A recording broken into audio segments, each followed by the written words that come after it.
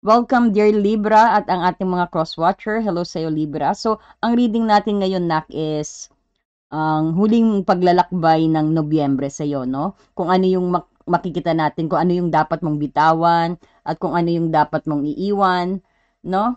At kung ano yung dapat mong i-retain, isama sa paglalakbay mo hanggang December.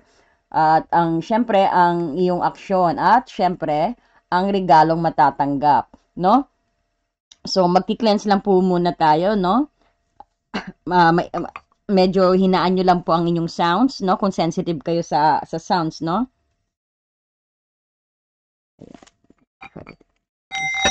Aking hinihiling na magmatuloy ang judgment ko at magbunga ng desisyon. Pinasin mo pang aking mga card. Gawin ko pang bago. Bigyan mo ko ng kaliwanagan. Parinig ko ang iyong mga mensahe sa bawat mensahe na ibibigay mo para sa kanila. Inaalis ang lahat ng pag-aalinlangan, fear at pain. Ang balance exchange para kay Libra. Naway ang pagbabasa nito ay magbibigay ng tunay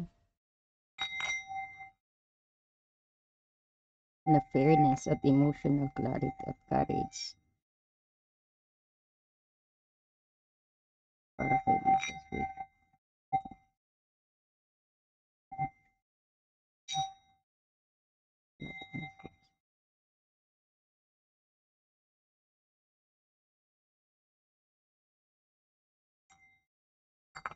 Ayan. So, syempre Libra, no? Sa pagtatapos ng Nobyembre, ang focus natin yung pag-aabot sa tunay na balanse. At yung syempre yung paggawa mo ng final decisions na matagal mo nang iniiwasan. At ang closure sa partnership issue, no? So hindi ka pwedeng pumasok ng Disyembre na may bitbit na desisyon or na indecisions or unbalanced scale sa no, Libra. Ayan.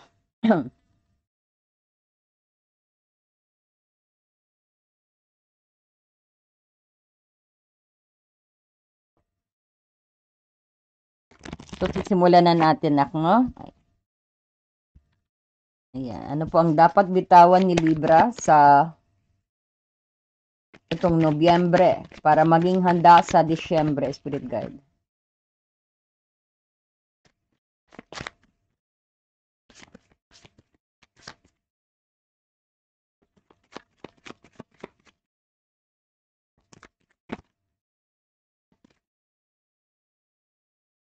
Nine of Pentacles. Ayan. Dapat mo raw bitawan yan. Ano po ang dapat niyang i-retain, Spirit Guide? Ano po ang dapat niyang bitbitin? Seven of Swords. Bakit kaya, no? Bakit mo raw bitbitin yan? And then, ang kanya pong action.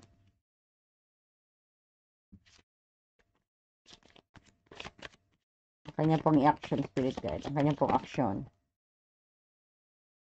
At syempre, ang kanyang regalo, Spirit Guide. Ang kanyang regalo.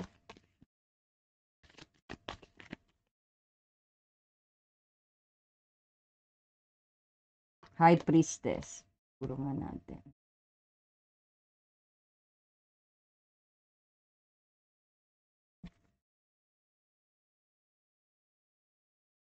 Ayan, kukuha rin tayo ng guidance sa iyong karera, para sa iyong karera. Ating Archangel of Abundance, siya yung nagte-take care ng iyong finances at career.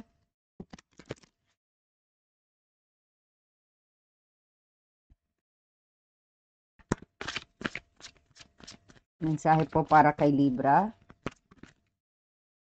Ay, umano na. Kunin natin ito. Abundance mindset.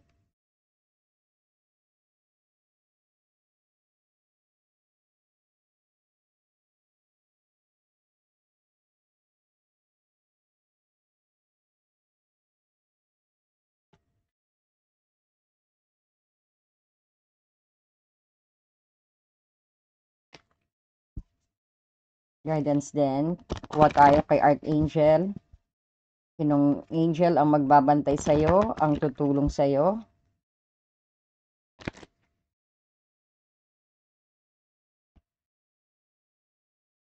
Dito na lang siya. Yan.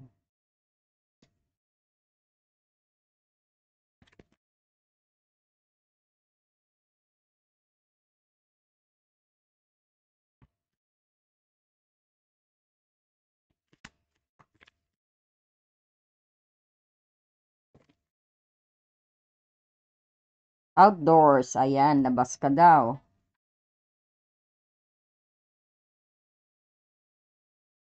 At kung saan ka dapat mag-focus na, no? Kung saan ka dapat mag-focus, saan po dapat mag-focus si Libra? Saan po dapat mag-focus si Libra? Ang daing biniga. Do all I know my strength? Am I using them? Sabing ganon. Yan ang gustong ipalam sa'yo ng ano mo, ng souls mo, no? At syempre, kuha tayo ng Angel Whisper. Tingnan natin kung anong angel number ang ibibigay sa'yo.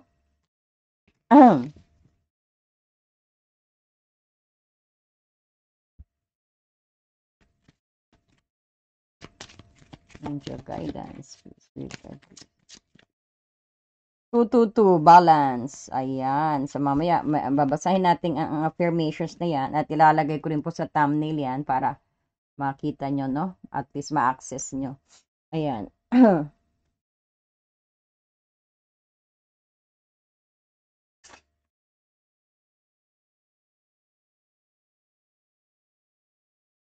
Libra, sa dapat mong iwanan daw ang Nine of Pentacles, no? And then, ang dapat mong i-retain is ang Seven of Swords. At ang dapat mong i-action or ang pinaka parang dapat mong parang challenge to, no? Three of Pentacles. And then, ang regalo mo is ang High Priestess. And then, ito ang ating binigay sa'yo ng Archangel of Abundance. Si Abundance Mindset daw. And then, meron ka ring outdoors na bigay na mensahe sa'yo ng Archangel Jopiel. At ang gustong iparating sa'yo ng iyong souls, no? Do I know all my strength? Am I using them? Ayan. At ang balance na 222, angel number. May angel whisper sa'yo at may affirmations na binigay din.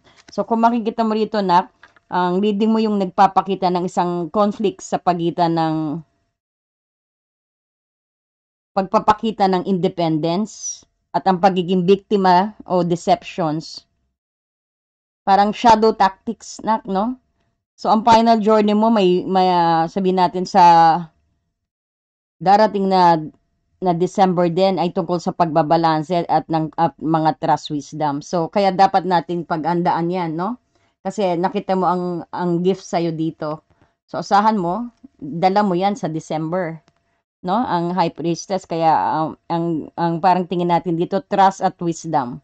At pati yung pagiging balance mo ang magiging focus ng huling paglalakbay mo sa November, no? So, ang kailangan mong bitawan dito na isang Nine of Pentacles. Ito yung dapat iiwan bago magtapos ang buwan.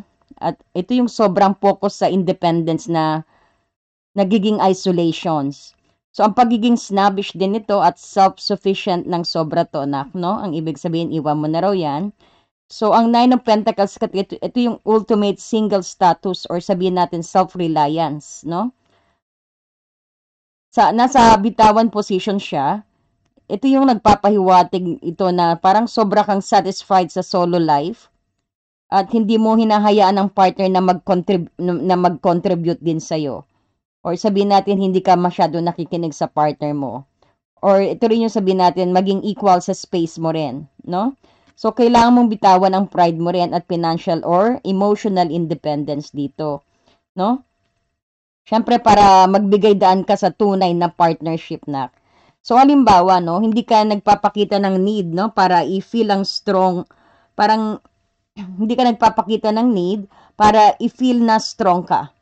So, hindi mo pinapakita na maski wala ka, you're still magpe-pretend ka, parang gano'n, no? Kumbaga, you need to bitawan mo na yan.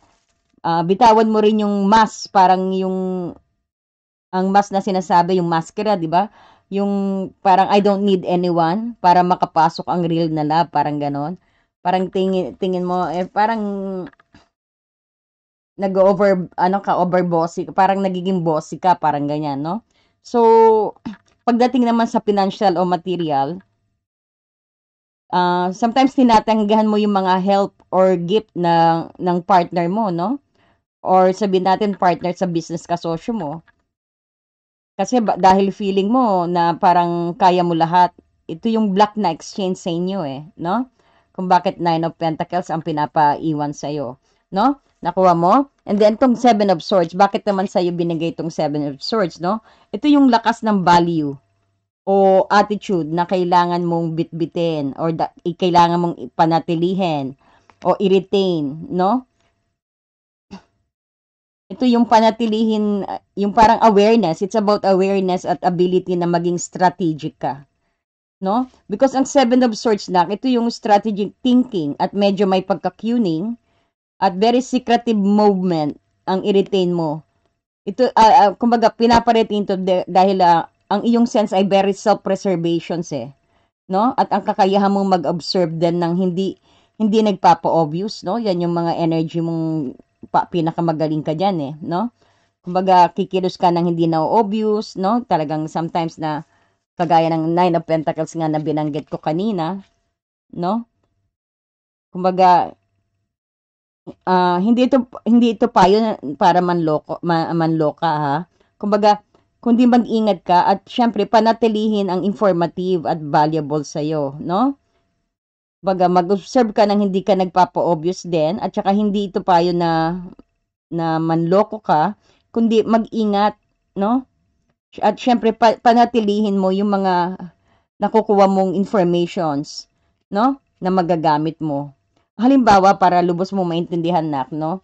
Halimbawa is yung i-retain na dapat mong i-retain ito kasi ang iyong kakayahang mag-observe ng red flag parang nababasa mo, mararamdaman mo pag hindi na pag nagsisinungaling ang tao, parang nakukuha mo yung mukha niya, nakukuha mo yung anong kinikilos niya, no? Yung yan ang power mo na ma-observe mo kapag red flag pag nagpapakita ang tao lang sa alam mo.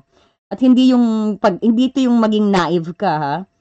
Kumbaga panatilihin mo ang iyong backup plan din o mga options mo rito, no? So, ipinare-retain ito kasi ang pagiging discreet mo sa iyong mga personal na plans at feelings mo, parang bago mo ito i-share, no? Ito yung pagiging protections mo rin, no? So, dalin mo daw itong Seven of Swords sa iyong paglalakbay, no? Hindi para manloko yan, ha? Ibig sabihin, para panatilihin mo ang informasyon na valuable sa iyo, no? Para sabihin natin, para maging wise, no? Witty energy, konting may pagka-witty energy, no? Pero dapat may backup plan ka, no? Kasi may kakayahan ka mag-observe ng mga nagpapakitang tao, no? And then kung makikita mo itong final actions mo, ang Three of Pentacles dito, ito yung huling matapang na actions na kailangan mong gawin actually, ay yung mag-collaborate, no? O makipag-team up ka, or sabihin natin, i-build ang future ninyo ng magkasama.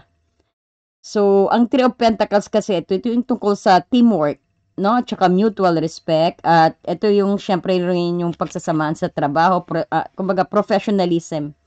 So, ang pinaka-final action mo ay i-share ang skill at mga effort mo sa partner mo ng may equal regards, no?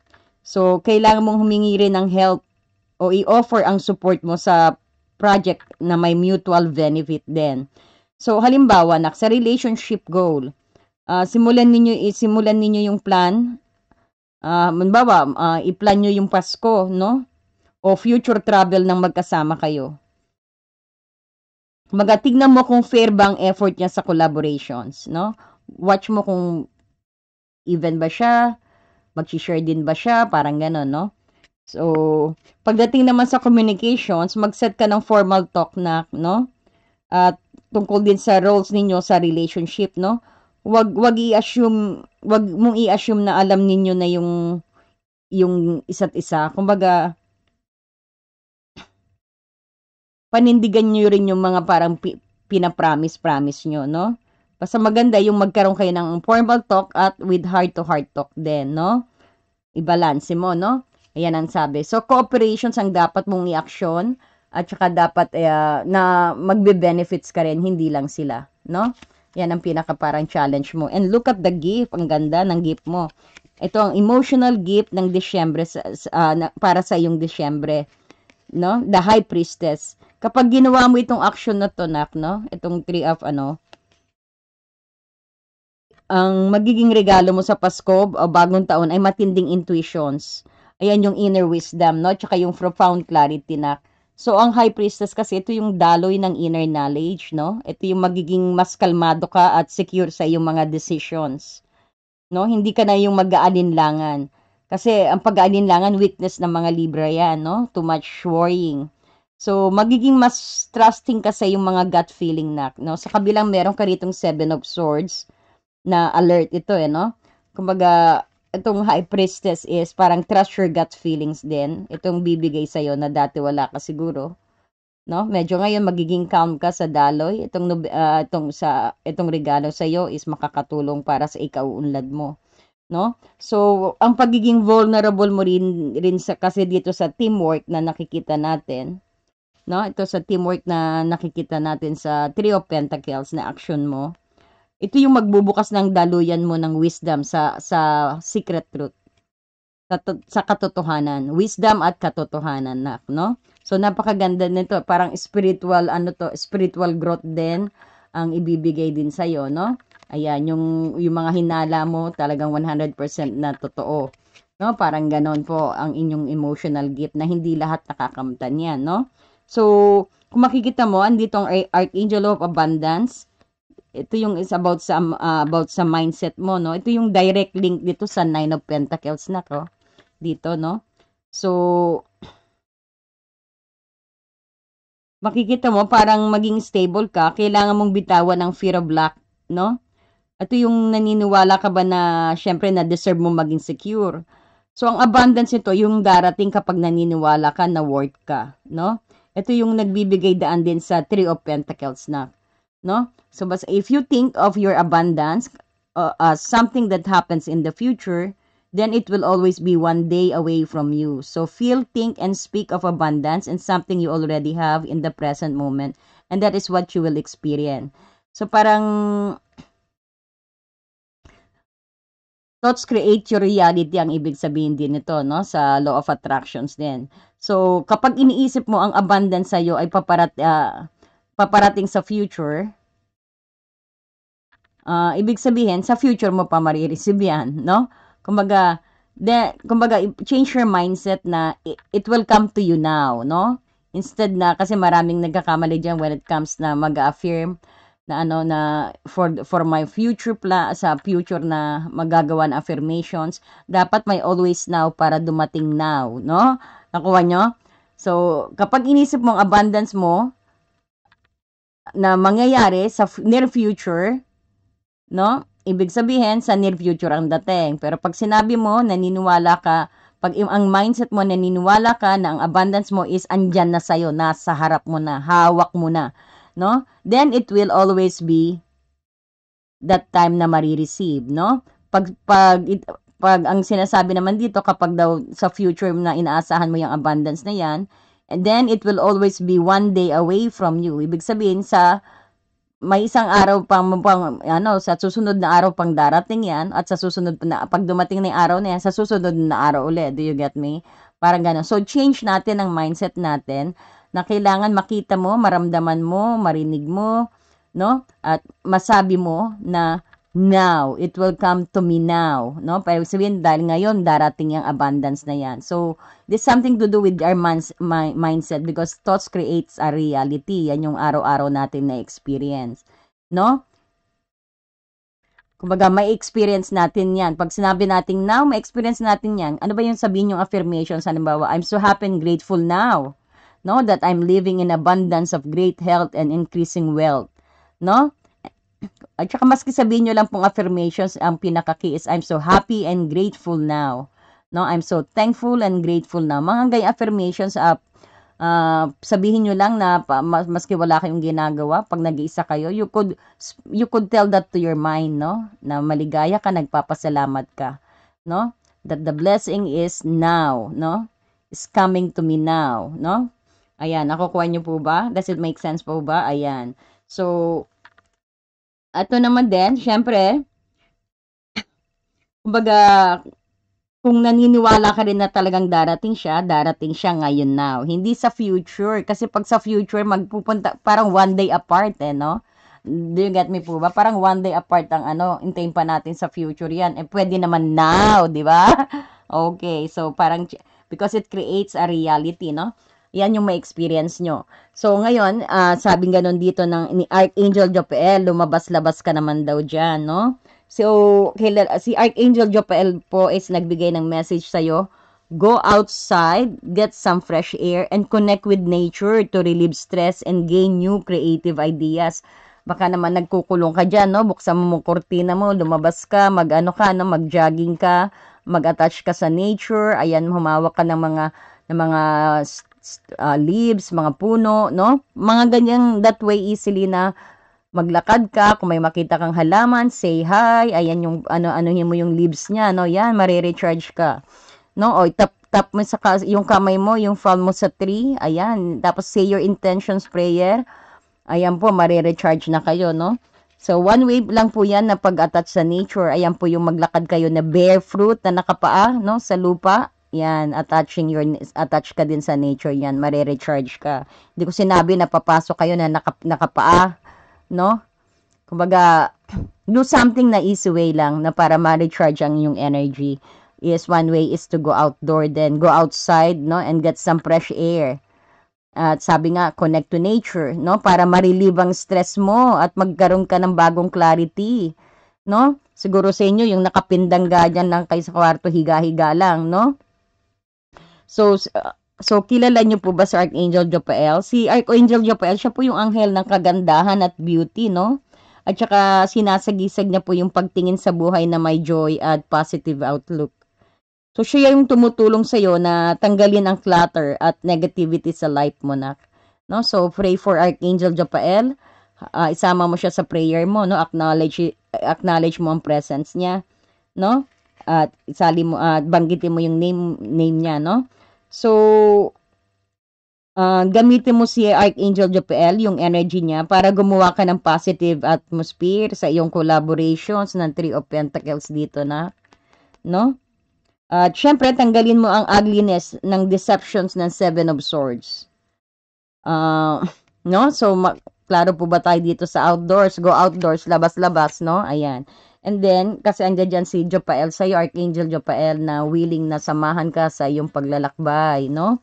And then, kung makita mo, ito yung ito yung soul truth na mensahe sa'yo, no? Na, do I know all my strength? Ayan, alam mo ba yung mga kakayahan mo? Ginagamit mo ba? Yan ang tanungin mo sa sarili mo na. So, alam mo, dahil nga dito bakit binigay ang mensaheng ito? Kasi itong Seven of Swords mo rito, ito yung strategic skill to na, no? Hindi masama ang Seven of Swords sa posisyon niya. Dahil kailangan mong dalin yan. Ito yung ibig sabihin, pinapadala sa yan kasi ang Seven of Swords ay mayroong strategic skill. No? May strategy siya. No? Kumbaga, yan yung hindi mo pa nagagamit.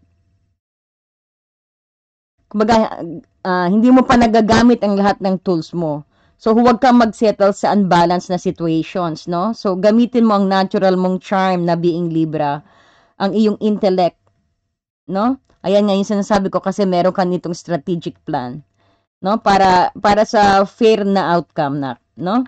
And then, ang babasahin natin to, ito ilagay mo to sa isip mo, no? We all have superpowers. Lahat tayo may power. But it's up to us to uncover them. Nasa sa atin yan kung paano natin madidiskubre. No? When we live and lead with our strength, pag namuhay tayo at pinamunuan natin ang ating lakas, we are able to show up in a zone of genius. No? Magi-emerge tayo, lalabas tayo sa isang zone ng matalino, napakatalino, genius, no? Ito yung mag-inspire daw din sa ibang tao, no? So, try to use your superpower. Gisingin mo na yung power mo, gamitin mo na, no? And then, itong tanong mo sa sarili mo pa, ask yourself, How can I use one of my soul's gift today to contribute to this open and ready world, no? Paano mo daw magagamit yung mga gifts sa'yo? Yung mga superpower na yan, no? Para makapag-contribute ka sa universe, sa ating mundo ngayon. Ayan, napakaganda. Ano nyo po, write sa comment po, no? Ask yourself, how can I use one of my soul's gift today to contribute to this open and ready world? Ayan. No? Ganda, no? And then, ito naman sa'yo. Ang angel whisper knock, which is balance, no? Ang angel number na binigay sa'yo is 2222. That is balance. So, now is the time to take the inventory of your feelings. No? Ayan, magmuni-muni ka daw. Tamang panahon daw ng Nobyembre na take inventory. Kumbaga, kwentahin mo kung ilan ka nasaktan, kung ilan ka masaya, kung ilan kang sabihin natin na nagkaroon ng anxiety sa relationship na yan, kung anong dinulot ng relationship na yan, kung anong binigay ng relationship na yan, kung nag-grow ba ang relationship na yan. Ganyan yung mga pagtitake ng inventory sa iyong feelings. No? So, tignan mo kung are there any feelings of imbalance or resistance? Yan, nakaramdam ka ba ng ganyang may konting resistance at parang tingin mo hindi balanse, no? So, ang binubulong sa iyo at pinapaalala sa iyo na ang importante is magsik ka ng alignment na mag-a-align sa iyo. Na dapat maging balanse ka, na masaya ka, hindi yung may resistance, no? And also, pag medyo na nag-aalinlangan ka, medyo nagkakaroon ka ng anxiety, take a deep breath lang no? Take a deep breath and then rest and then marireset ka, no? Yan ang balancing sinasabi. Ayan ang angel whisper na gabay sa'yo. And then, ang maari mong sabihin, no? Kahit araw-araw, ang affirmations na binigay sa'yo, what feels peaceful and calm easily finds me as I restore my balance within me. Ulitin ko po ang affirmations. Ang affirmations po ito yung binabanggit natin, no? Okay. What feels peaceful and calm easily finds me as I restore the balance within me. Yan daw ang sabihin mo, no? Maganda yan para that's one way to connect sa universe din. Kumbaga, kumbaga, kung ano yung peaceful at calm na hinahanap ka, tama ba? What feels peaceful and calm easily finds me. Ayan, parang ina-affirm mo na ang peaceful at pagiging calmness is hinahanap ka. No? Kumbaga, dumarating sa'yo ng kusa. No? At doon ka nare-restore ng balance, no? Nagiging balance ka pati you're deep within you, no? Ayan ang sabi. So mamaya I will put this also on thumbnail na. Ayan, pengi naman po ng like and hype dyan, no? At sana po nagustuhan nyo ang ating reading. So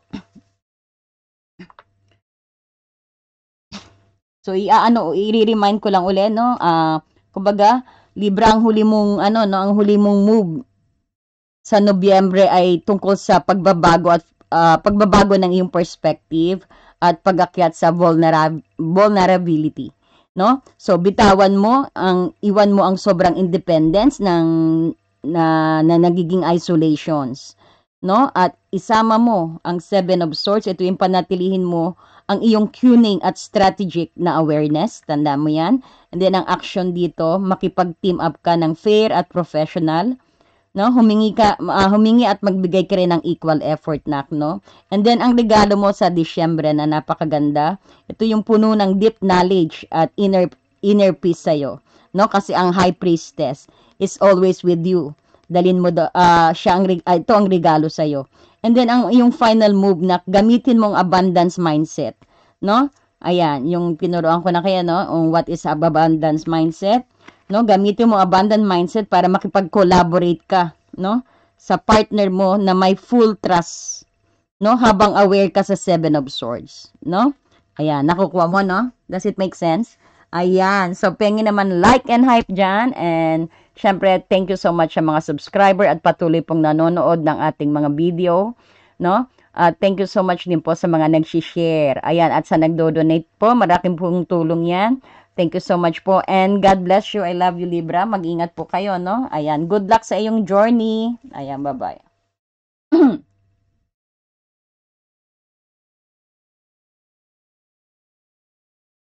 Dear friend, have you ever felt so stuck, hurt, or hopeless that you knew something had to change, but you didn't know how things would work out?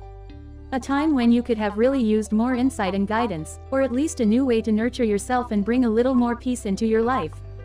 We all struggle with our own issues, self-defeating patterns, and conditioning, all of which color our views of ourselves and the world, whether we're aware of it or not. Add in the chaos of modern life, and it makes sense that you might not know what to do, where to turn, or even what's holding you back. But what if you had a tool that could help you not only relieve stress and anxiety, but also help you focus on self-care and get clear on what blocks your way to living the life you truly want and deserve? In HAR, everything will be revealed to you. In HAR, you will be inspired, enlightened and empowered. Mahal kong kaibigan, naranasan mo na bang mapagod, nasaktan, o nawalan ng pag-asa na alam mong may kailangang baguhin, ngunit hindi mo alam kung paano mangyayari ang...